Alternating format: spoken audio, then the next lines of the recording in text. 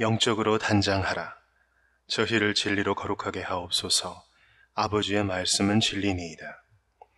주께서 당시에 자신을 따르는 자들과 또 모든 시대를 초월하여 따르게 될 사람들을 위하여 기도하시는 이 위대한 간구를 계속 상고하면서 또다시 우리가 하나님의 면전에 설 수 있도록 하는 그 구원의 목적과 대상을 회상하는 것은 매우 유익한 일이라고 봅니다. 그것이 우리의 구원을 고찰할 수 있는 유일하고도 정당한 방법입니다. 구원이란 단순히 용서받는 문제만은 아닙니다. 오히려 그것은 본질적인 것입니다. 물론 그것이 첫 번째의 본질적인 문제이기는 하나 그것은 소극적인 측면일 뿐입니다. 우리의 구원에 있어서 놀라운 것은 우리가 결국 하나님 앞에 잘못이나 허물 혹은 흠이나 책망받을 것 없이 설 수 있다는 약속을 받은 것입니다. 그것이 우리 앞에 펼쳐지는 축복된 소망입니다. 그러므로 성경은 그렇게 많은 곳에서 논증하고 있습니다. 주를 향하여 이 소망을 가진 자마다 그의 깨끗하신과 같이 자기를 깨끗하게 하느니라. 요한일서 3장 3절. 제가 신약 성경을 이해하는 한 거룩이란 우리가 사람들에게 호소하게 될 그 무엇이 아닙니다. 사람들 앞에 성경적인 교리를 나타내는 것은 우리의 사명입니다.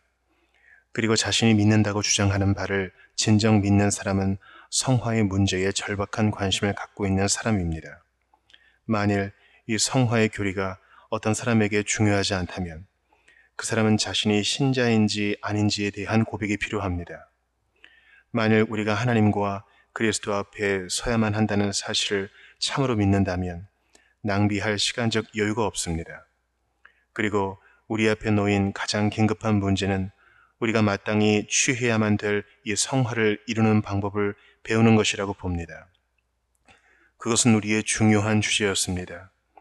우리는 하나님께서 우리를 진리, 곧 그 위대한 교리들을 통해서 성화시킨다는 사실을 살펴보았습니다. 그리고 우리는 성경을 통해서 이것을 어떻게 우리의 삶 속에 적용시켜야 하는가를 고찰해 보았습니다. 13장에서 우리는 이것의 적용에 따른 소극적인 측면을 살펴보았습니다. 이제 우리가 그것의 적극적인 측면을 살펴보려고 합니다. 옛사람의 특징인 바 그것을 벗어버리고 자신을 죄에 대하여 죽은 자로 여긴다면 이제 우리는 신자로서 우리 자신을 자신들과 하나님에 대하여 산 자로 여기고 또 적극적인 거룩을 바라보며 적극적이고도 경건한 삶을 추구해야만 합니다. 이제 이 적극적인 강조점과 진리의 이 측면을 생각하는 가장 편리한 방법들 가운데 하나는 에베소서에서도 비슷한 진술들이 나오나 골로새서 3장의 메시지가 이 진리에 대한 완벽한 진술이기 때문에 이를 연구하는 것이라고 봅니다. 참으로 여러분은 신약 성경의 모든 서신서들 가운데서 이 교훈을 발견하게 될 것입니다. 왜냐하면 모든 서신서들이 거룩에 관심을 가지고 있기 때문입니다. 서신서들은 신자들을 위하여 기록되었으며 또 한 가지 목적은 이들로 하여금 자신들이 누구이며 따라서 어떻게 살아야 하는가를 알도록 하는 것이었습니다.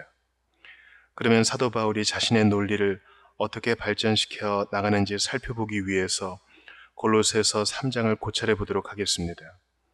저는 바울이 이 위대한 진리를 다양한 방법으로 설명하고 있는 바로 그 형식을 고찰하는 것보다 더 매력적인 것은 없다고 봅니다. 여기 골로새서에서 그는 자신의 교리를 시작하고 있습니다. 만일에 너희가 그리스도와 함께 다시 살리심을 받았으면 좋습니다. 그런데 여러분에게 이 일이 사실인 줄 자신이 어떻게 알 수 있습니까? 바로 그 점에서 교리가 시작됩니다. 그 사실은 여러분이 그리스도 안에 있다는 것이고 또한 여러분이 그리스도와 연합되어 있다는 것입니다. 그러므로 그리스도에게 있었던 모든 일은 바로 여러분에게 발생한 것입니다. 여러분은 그분과 함께 죽었습니다. 여러분은 그분과 함께 십자가에 못 박혔습니다. 여러분은 그분과 함께 장사되었습니다. 그렇습니다. 그러나 여러분은 역시 그분과 함께 다시 살리심을 받았습니다. 만일에 여러분이 그리스도와 함께 부활했다면 위에 있는 것들을 찾으십시오. 그리스도께서 하나님 우편에 앉아 계신 곳이 바로 그곳입니다. 바울은 땅에 있는 것들을 사랑하지 말고 위에 있는 것들을 사랑하라고 말씀했습니다. 왜 그렇습니까? 여러분은 죽었기 때문입니다. 그러므로 여러분의 생명이 그리스도와 함께 하나님 안에 숨겨져 있습니다. 우리의 생명이신 그리스도께서 나타나실 때 바로 그때 여러분도 영광 가운데 그와 더불어 나타나게 될 것입니다. 이 말은 우리가 하나씩 고찰해 보았던 이 교리의 큰 항목들을 얼마나 잘 요약해 놓았는지 모릅니다.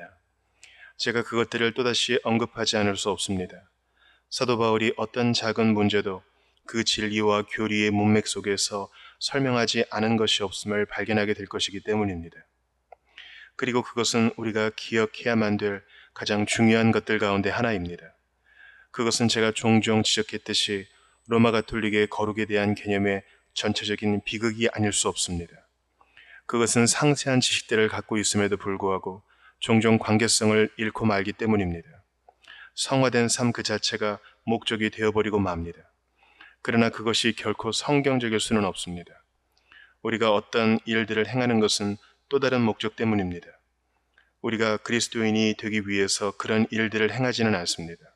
오히려 우리가 그리스도인이기 때문에 그런 일을 행하는 것입니다. 그러므로 너희가 그리스도와 함께 다시 살리심을 받았으면 이것은 우리 자신을 모모한 자로 여기라는 것과 똑같은 개념입니다. 위의 것을 생각하라. 위에 있는 것들을 생각하고 또 위의 것들을 찾으라는 말입니다. 우리는 날마다 다음과 같이 스스로에게 말함으로써 우리의 삶을 시작해야만 합니다. 이것을 다시 한번 강조하고 싶습니다. 나는 하나님의 자녀입니다. 나는 그리스도와 함께 죽었습니다. 나는 죄에 대하여 죽었습니다. 나는 그리스도와 더불어 다시 살리심을 받아 이제 새로운 영역 안에서 살고 있습니다. 그러므로 우리의 마음 속에 그리고 우리의 전체 사고 방식 속의 첫 번째이자 가장 중요한 것을 사랑하고 또 이것들을 추구하십시오. 이것이 하나의 권고요 명령이며 또한 우리가 마땅히 할 바임을 명심하십시오. 우리는 감정이 우리를 사로잡고 그것을 하게끔 만들기까지 기다리고 있지 않습니다. 아닙니다. 우리는 이 일들을 찾아 나서고 있습니다. 그리고 우리는 위에 있는 것들을 사랑합니다. 자기 자신이 스스로 그렇게 해야 합니다. 그렇게 말한 후에 바울은 우리가 살펴본 대로 소극적인 표현으로 말하고 있습니다. 그러므로 땅에 있는 지체를 죽이라. 그러나 이제 우리는 12절에서 시작되고 있는 이 모든 것에 대한 적극적인 측면에 관심을 가지고 있습니다. 앞에 나온 11절의 교리를 이해하지 못했다면 12절에서 시작할 수 없다는 점을 다시 한번 분명히 해두어야만 하겠습니다. 그러나 그 교리를 다 파악했으므로 이제 12절의 메시지에 이르게 되었으며 여기에도 우리가 강조해야만 할 몇 가지 단어가 있습니다. 왜냐하면 그 단어들은 우리의 행동을 다시 한번 강조하기 때문입니다. 은혜 안에서 성장하고 또 계속해서 더욱 성화되기 위하여 우리는 특정한 어떤 일들을 행해야만 합니다. 그것은 단지 굴복하고 주님만을 바라본다고 되는 일이 아닙니다. 그렇습니다. 우리는 특정한 일들을 하도록 명령을 받는데 그 명령들이 여기 나와 있습니다. 다시 한번 특징적인 용어가 나오므로 그것들을 자세히 살펴보기 전에 우선 그 용어들이 무엇인가 검토해 보아야 하겠습니다. 우리는 어떤 것들을 입고 어떤 것들을 하도록 해야 합니다. 그리스도의 평강이 너희 마음을 주장하게 하라. 우리는 감사해야 하며 우리가 하는 모든 일을 주 예수의 이름으로 해야 합니다. 또 무엇을 하든지 말이나 일이나 다 주 예수의 이름으로 하고 그를 힘입어 하나님 아버지께 감사하라. 그러므로 우리가 이미 설명했던 원리가 여기에서 매우 풍성하게 다시 설명되고 있다고 봅니다. 다시 말해서 우리는 이것들을 실천에 옮겨야 한다는 말입니다. 하나님의 명령은 소극적일 뿐만 아니라 또한 적극적인 것입니다. 이 적극적인 가르침을 크게 두 부분으로 나눌 수 있습니다. 바울은 먼저 이 경건하고 거룩하며 성화된 삶과 관련된 몇 가지 일반적 원리들을 제시하고 그 후에 계속해서 세밀한 적용을 시도하고 있습니다. 바울은 언제나 구분법을 사용하고 있습니다. 다시 말해서 너희의 특성을 깨닫고 그것을 발전시켜 나가며 후에 자세한 부분까지 접근하라는 것입니다. 그는 세부 사항들로부터 출발하지 않고 특성과 성질로부터 출발합니다. 그렇다면 그리스도인들이 항상 유념하고 발전시키고 육성해야만 될 이 성질은 무엇입니까? 첫 번째 권고가 12절에 나옵니다. 그러므로 너희는 하나님의 택하신 자처럼 옷 입고, 그 모습은 분명히 어떤 옷을 입는 데 대한 묘사입니다. 물론 그것은 하나의 설명입니다. 그러므로 우리가 너무 지나치게 해석하지 않도록 조심해야 합니다. 분명 그것은 그리스도인이 자신이 입는 것과 동떨어진 어떤 종류의 행위를 해야 함을 뜻하지는 않습니다. 바울이 입으라고 말할 때 그는 이것처럼 보이라는 뜻일 뿐만 아니라 또한 이것처럼 되라는 것을 의미합니다. 그것은 적절한 표현이고 또 바울이 매우 좋아하는 표현이기도 합니다. 예를 들어 그가 빌립보 교회 성도들에게 편지를 쓰면서 똑같은 표현을 하고 있는지 읽어보십시오. 그는 그들에게 다음과 같이 표현하고 있습니다. 오직 너희는 그리스도 복음에 합당하게 생활하라. 빌립보서 1장 27절. 그는 옷이라는 견지에서 생각하고 있고 실제적으로 이렇게 말하고 있는 것입니다. 이제 너희가 의복을 입고 있다고 생각하자. 그것이 어울리도록 입어야 한다. 그것이 너희의 모습과 형상에 맞게 하라. 모양이나 색상에 달라서는 안 된다. 모든 것이 조화를 이루어야 한다. 이번에는 바울이 디도에게 교리를 빛나게 하는 것에 대해서 말씀합니다. 다시 말해서 우리가 교리를 사람의 옷으로 또한 우리의 행동과 태도를 옷을 마무리해주는 일종의 장식으로 생각할 수 있다는 것입니다. 바울이 여기 골로새서 3장 12절에서 갖고 있는 생각은 그러한 것입니다.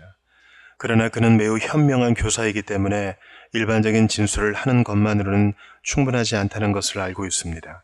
그는 계속해서 세밀한 것들을 다루고 있습니다.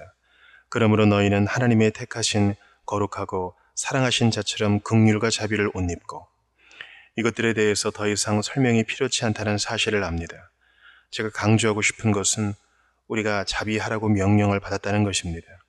성화의 가르침은 여러분을 자비하게 되도록 만들어줄 어떤 커다란 체험이 일어나기를 바라고 있기를 요구하지 않습니다. 결코 그렇지 않습니다. 만일 여러분이 커다란 체험을 바란다면 자비하십시오. 자비함으로써 그것을 얻게 될 것입니다. 어느 누구도 우리를 위해 자비해 줄 수 없습니다. 그것은 스스로 행해야만 될 그 무엇입니다. 그 다음에 바울이 언급하는 두 번째 특징은 마음의 겸손함입니다. 이 겸손함 역시 우리 스스로 개발해야 합니다. 우리 가운데 그 누구도 천성적으로 겸손한 마음을 갖고 있는 사람은 없습니다. 우리는 모두 공격적이고 독단적입니다. 어떤 사람은 다른 사람들과 다른 방법으로 표현하지만 본래 그러한 성품은 우리에게 해당되는 것입니다. 만일에 우리가 참으로 겸손하다면 우리는 자신을 경계하고 통제할 것입니다. 겸손 역시 우리가 입어야만 될 그 무엇입니다. 그 다음에 나오는 것이 온유입니다. 이 같은 단어들을 하나씩 살펴보는 것이 좋습니다. 그러나 저는 여기에서 종합적인 묘사를 하려고 노력하고 있습니다. 그러나 여러분 자신이 흥미가 있다면 겸손과 온유의 차이점을 살펴보십시오. 그러면 그것이 매우 유익하다는 것을 알게 될 것입니다. 그 다음에 오래 참음이 있습니다. 상대방에 대해 인내하는 것입니다. 우리 모두가 알다시피 어떤 사람들에 대해서는 인내를 나타내기가 매우 어렵습니다. 오래 참는다는 것이 쉬운 일이 아닙니다. 그러나 우리가 성화를 이루어야 한다면 우리는 우리 자신을 복종시켜서 그리스도의 성품의 일부인 이 부분을 개발해야 합니다. 만일에 천성적으로 성급한 기질을 타고났다면 자신이 그것을 통제해야만 합니다. 우리는 이 일을 할 수 있는 힘과 능력을 부여받았지만 그 일을 해야 하는 것은 바로 우리 자신입니다. 우리는 이 모든 것들을 실천에 옮겨야 합니다. 그것은 우리가 날마다 시간마다 순간마다 실천해야만 될 그 무엇입니다. 우리가 아침에는 잘 시작합니다.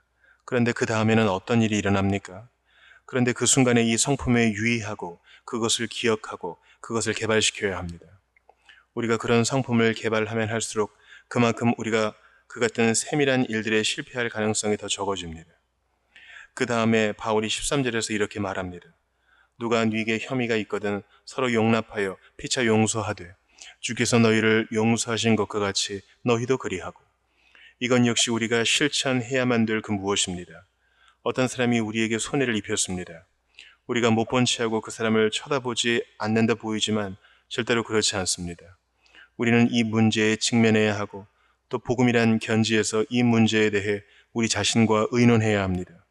우리는 스스로에게 그리스도 안에서 하나님이 나를 용서해 주셔서 그분은 나를 속죄함을 위해 그리스도를 십자가에 달리도록 하셨지.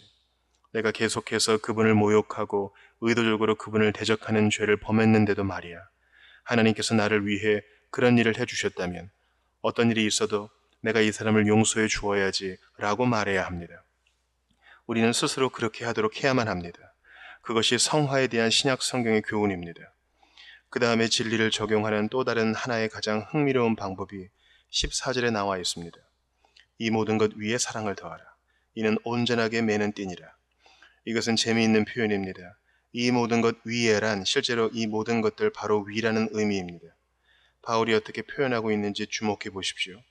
말하자면 한 벌의 옷가지들을 하나하나 입고 그 위에다 사랑이라는 이 온전함의 옷을 덧입음으로 모든 것을 제 위치에 고정시키는 것입니다.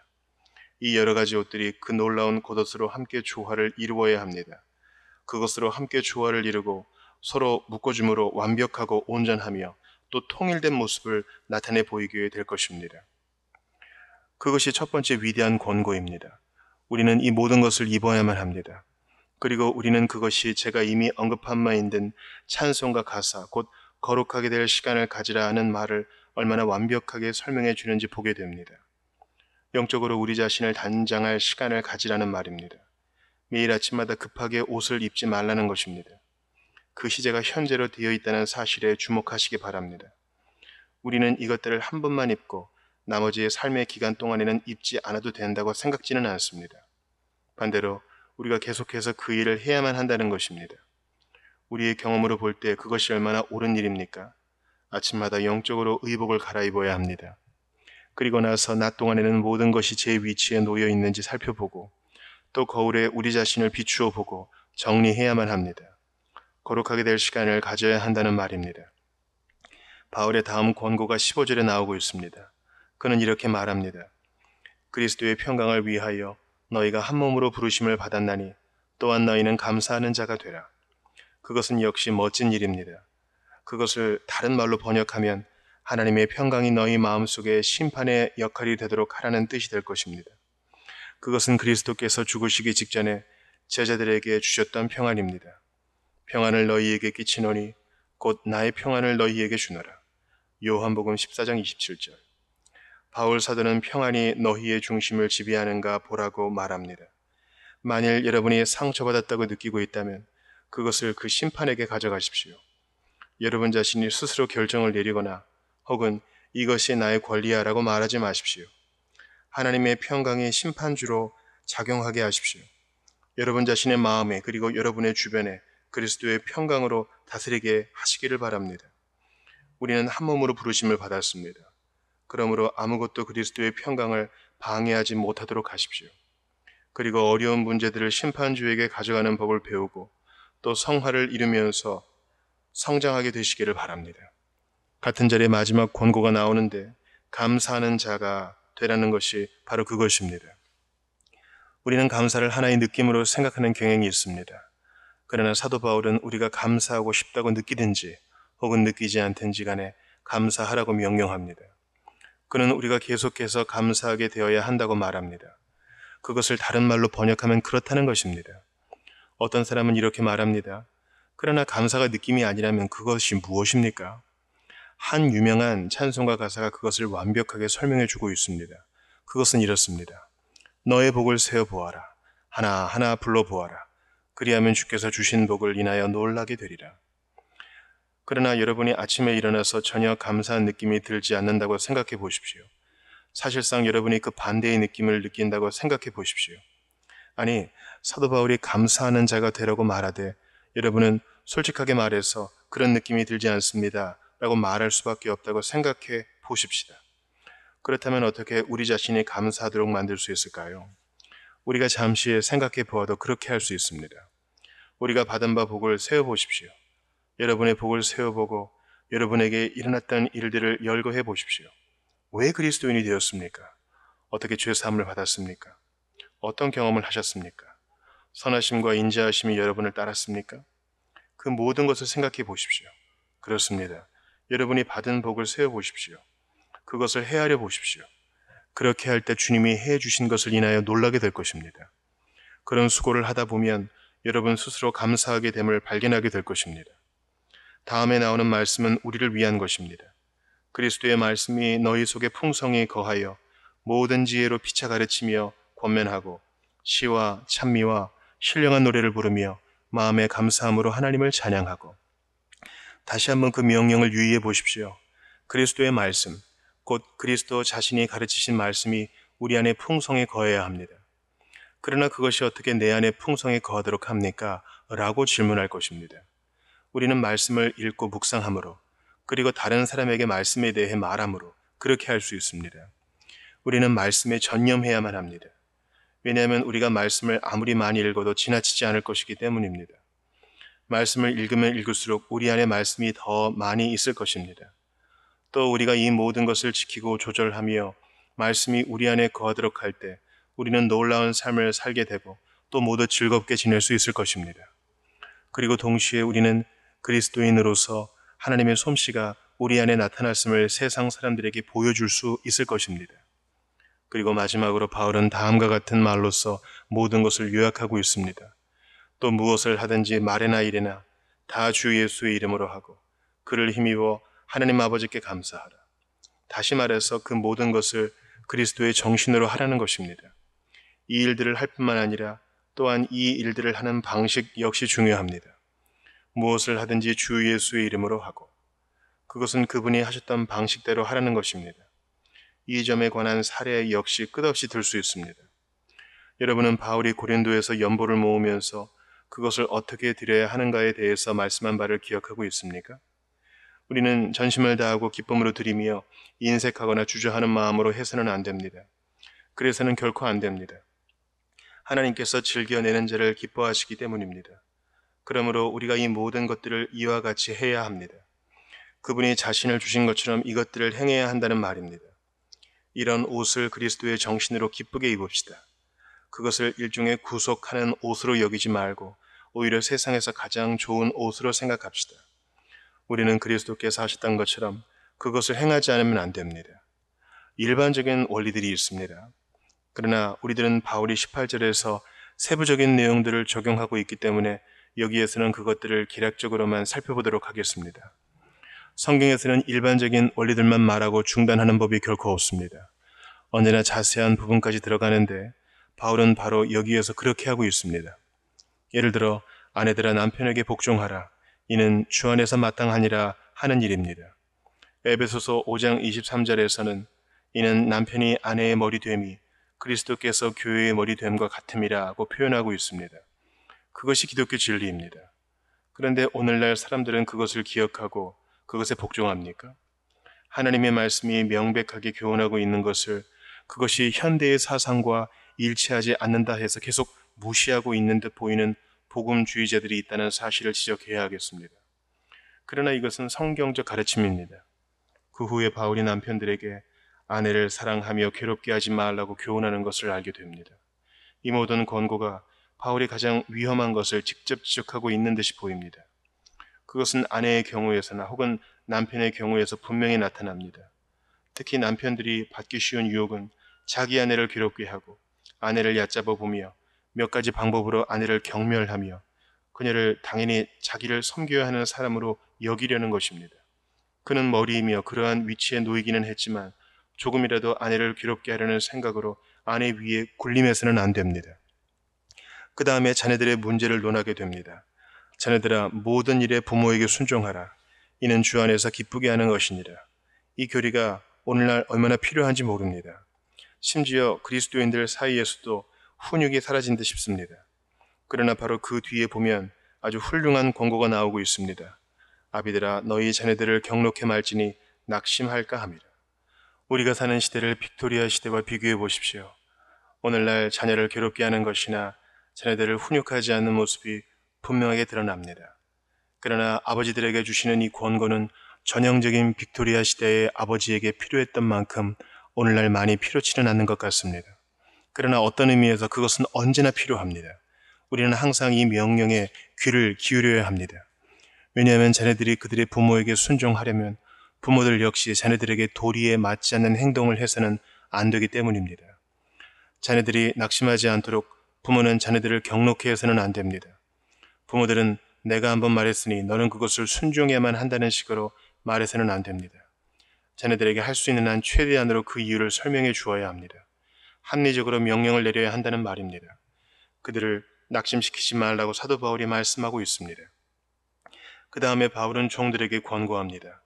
종들아 모든 일에 육신의 상전들에게 순종하되 사람을 기쁘게 하는 자와 같이 눈가림만 하지 말고 오직 주를 두려워하여 성실한 마음으로 하라.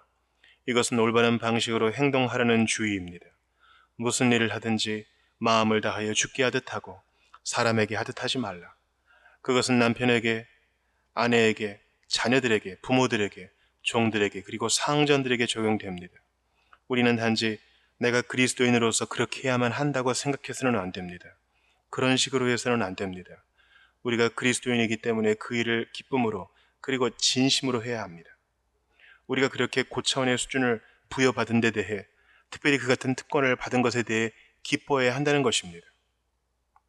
한 걸음 더 나아가서 바울은 그 다음에 나오는 4장에서 이렇게 말합니다. 상전들아, 의와 공평을 종들에게 베풀지니 너희에게도 하늘의 상전이 계심을 알지어다. 우리도 여전히 그것을 상기할 필요가 있습니다. 사람들 가운데는 우리 선조들이 그 세밀한 명령을 너무 자주 망각해 버렸기 때문에 교회가 오늘날처럼 되어버렸다고 말하는 사람들도 있습니다.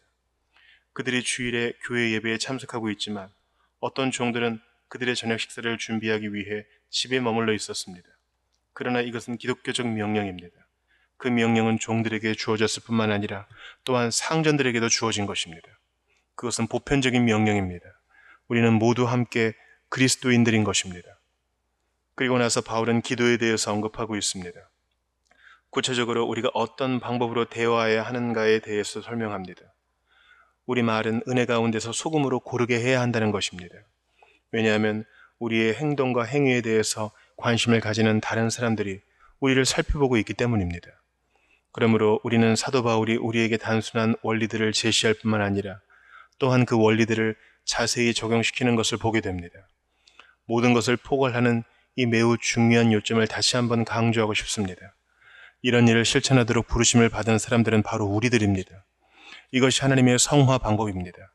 이것이 바로 새 사람을 입는 방법, 곧 우리가 우리 자신을 하나님께 대하여 산자로 여기는 방법입니다. 나는 나 자신을 점검해야 합니다. 그것은 단지 내가 예배 시간에 무엇을 느끼기 때문이 아니라 오히려 내가 어떻게 살아왔는가에 관한 것이기 때문입니다. 내가 남편으로 혹은 아버지로서 어떻게 행동했습니까? 내가 상전으로서 어떻게 처신하고 있습니까? 내가 삶의 모든 관계들 속에서 어떻게 행동하고 있습니까? 화를 냈습니까? 신경질적입니까? 나는 그리스도인으로서 어떻게 행동합니까? 여러 시대를 통해서 인정받는 위대한 성인들, 곧 존 플래체나 메들리 같은 사람들은 매일같이 하루를 보내면서 스스로에게 그 같은 질문을 던졌다고 합니다. 우리도 역시 자신의 삶을 철저히 검토해 보아야 하겠습니다. 우리에게는 그렇게 하지 말아야 할 권리가 없습니다. 우리는 이 세밀한 권고들을 실천해야만 합니다. 우리가 이것들을 하나씩 취해야 합니다. 우리가 그렇게 할 때에만 우리는 진리를 통해 진리 안에서 그리고 진리에 의해 거룩해집니다. 여기에 진리, 곧 하나님 자신의 말씀이 있습니다. 그리고 성령 안에서 그 말씀이 내게 임할 때, 그리고 내가 그 말씀에 순종하고 그것을 삶에 적용해 나갈 때 내가 순종할 힘을 얻었음을 발견하게 될 것입니다. 그러므로 두렵고 떨림으로 너희 구원을 이루라. 그 일을 해야 할 장본인은 바로 우리 자신입니다. 너희 안에서 행하시는 이는 하나님이시니 너희로 소원을 두고 행하게 하시나니. 그리고 그런 일은 이런 식으로 이루어집니다. 내가 이 말씀을 읽을 때에 하나님께서 내 안에 그와 같이 되기를 바라는 마음이 생기게 하십니다. 그분은 내가 그와 같이 되기를 소원하도록 만드십니다. 그리고 내가 그것을 소원하고 있으므로 그것을 실천하려고 애를 쓰게 됩니다. 그러면 나는 그분이 내게 힘 주심을 발견합니다. 소원을 두고 행하게 하시나니. 그러므로 능력을 받을 때까지 기다릴 필요가 없습니다. 이 일을 행할 때 능력을 받게 될 것입니다. 하나님께서 이렇게 되고자 하는 자들에게 능력을 공급하십니다. 여러분이 노력할 때 이런 능력이 임함을 발견하게 됩니다. 하나님께서 성령을 통해 여러분에게 능력을 주실 것이기 때문입니다. 그렇습니다. 우리가 지금까지 종합적인 모습을 살펴보고 그 방법을 터득하기 위하여 여기까지 서둘러 왔습니다. 이제는 우리가 그러한 삶을 세부적으로 사는 대로 옮겨가야 합니다. 우리가 인생의 거리를 거닐 때 사람들의 눈에 띄고 그들의 마음을 매료시키는 그런 사람이 되어야 하겠습니다. 사람들은 고개를 돌려 잘 차려입은 사람을 바라봅니다. 바로 그와 같은 것입니다. 사람들은 우리를 쳐다보면서 이 사람은 도대체 무엇하는 사람일까? 전에 본 적이 없는 정말 멋있는 사람이네. 정말 균형이 잘 잡혀있는 사람이야. 얼마나 고상한 사람인가 라고 생각할 수 있는 사람이 되었으면 좋겠습니다. 바로 우리가 그런 사람이 될 수 있으며 또 그런 사람이 될 때 우리가 갈망하고 있는 부흥이 시작되리라고 믿습니다. 그리고 불행과 비참한 상황에 처해 있는 외부 사람들이 우리에게 찾아와서 그 비결을 알아보고 싶어 할 것입니다. 하나님께서 우리를 일깨우사 이 명백하고 단순하며 또 직접적인 가르침을 이해하도록 도와주시고 한 걸음 더 나아가서 우리가 이것을 실천에 옮길 수 있도록 힘 주시기를 바랍니다. 우리가 그분 앞에 설 때에 준비되어 있고 또 잘 차려입은, 다시 말해서 언제나 깨끗하고 언제나 그분의 영광스러운 현존 앞에 나아갈 준비가 되어 있는 성도들이 되시기 바랍니다.